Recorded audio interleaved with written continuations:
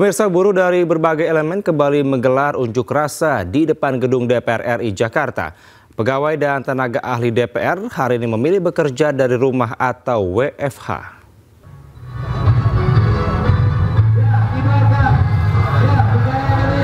Unjuk rasa digelar di sejumlah titik di Jakarta.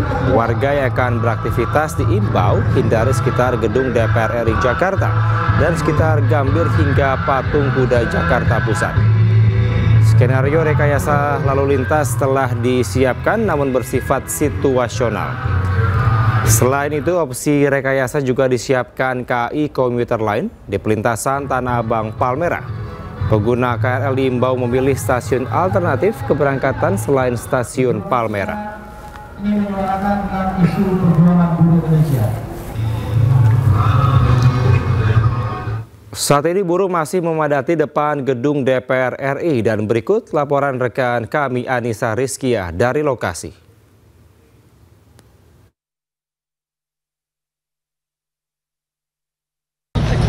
Demo yang digelar di depan gedung MPR DPR hari ini kita saksikan pemirsa di layar kaca Anda masih berlangsung, dan sebanyak ratusan pengunjuk rasa yang datang ini tidak hanya dari Serikat Pekerja namun juga ada aliansi mahasiswa dari sejumlah kampus yang ada di Jakarta.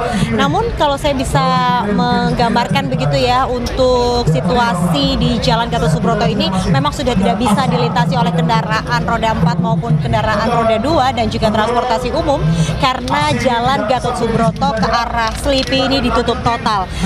Dan rekayasa lalu lintas pun juga diberlakukan dikarenakan jumlah masa aksi yang terus mengalami penambahan hingga siang hari ini di depan gedung MPR DPR. Kalau saya bisa gambarkan juga, memang tidak hanya pengamanan yang diperketat namun juga jumlah personil yang dikerahkan ini jumlahnya sampai 4.969. Ini merupakan tim gabungan dari TNI dan juga Polri, di mana tentunya untuk keamanan jalannya aksi demo pada siang hari ini.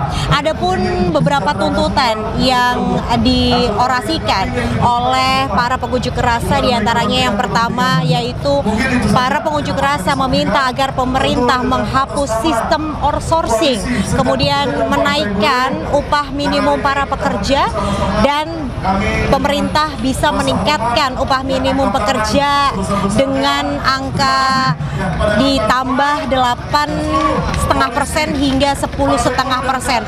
Selain itu juga mendesak agar pemerintah mencabut Undang-Undang Nomor 35 Tahun 2021 tentang aturan outsourcing dan meminta pemerintah untuk bentuk segera Satgas Cegah Badai PHK. Dan yang keenam adalah menaikkan PTKP dengan 4,5 juta rupiah, ini dinaikkan menjadi 7,5 juta rupiah per bulannya. Dan tadi juga kami sempat menyimak begitu, ada tuntutan mengenai pemerintah segera mengesahkan RUU perampasan aset. Itulah tadi beberapa poin yang disampaikan oleh para pengunjuk rasa pada siang hari ini di depan gedung MPR DPR.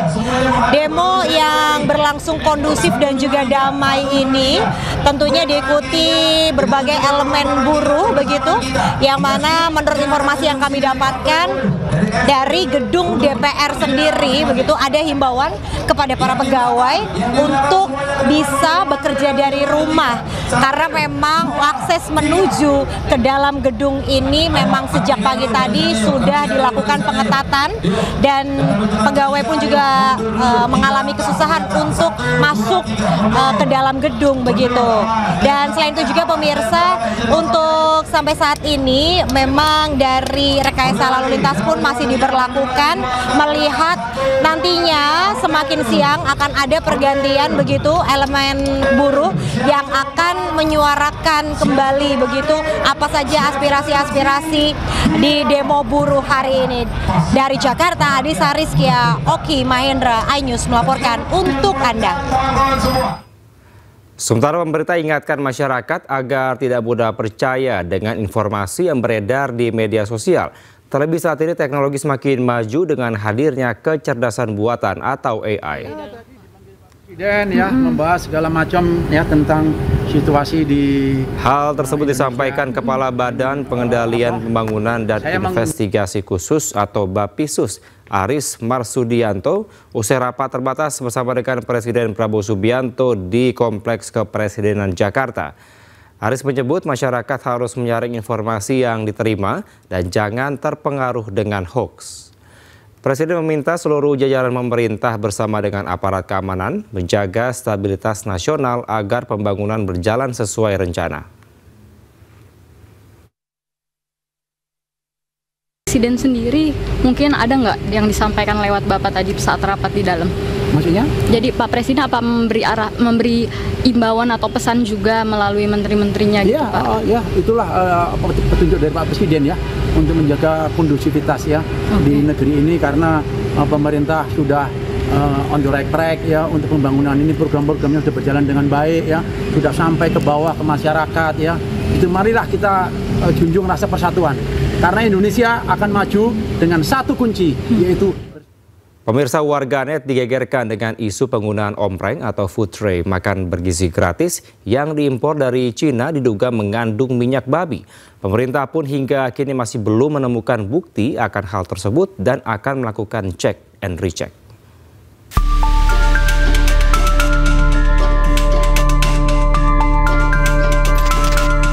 Program makan bergizi gratis kembali menuai isu negatif. Kali ini bukan karena menunya, namun pada penggunaan nampan MBG yang diduga impor dari Cina dan diduga menggunakan minyak babi sebagai bagian dari pemulas industri. Dalam unggahan sosmed Halal Corner dikatakan, temuan ini dilakukan tim investigasi Indonesia Business Post yang melakukan perjalanan ke Kaohsiung, ke sebuah pusat industri di Provinsi Guangdong, Cina. Di sana, ada 30 pabrik yang memproduksi nampan makanan untuk pasar global, juga memasok nampan untuk sejumlah importer yang terlibat dalam program MBG untuk anak sekolah. Bahkan, unggahan salah satu foto menunjukkan bahwa nampan tipe 201 dan 304 yang dikirimkan ke Indonesia mengandung lemak babi olahan. Merebaknya isu ini ditanggapi oleh Istana.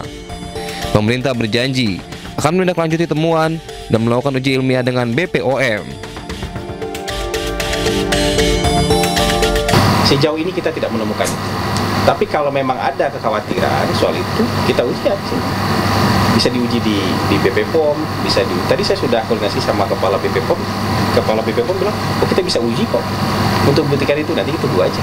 Badan POM akan menindaklanjuti isu ini dalam bentuk akan mengetes. Karena kan ada dua model kita bisa mengetes. Kita punya laboratorium dan laboratorium kita memungkinkan untuk mengetes itu. Pemerintah juga mengimbau masyarakat tak mudah terpengaruh isu sensitif yang belum terverifikasi. Pemerintah akan memastikan keamanan dan keselamatan para penerima MBG. Dari Jakarta, Rizky Ihwal, Pandu Priyo, iNews melaporkan. Bupati Pati Sudeo bantah terlibat korupsi. Selengkapnya usai jeda.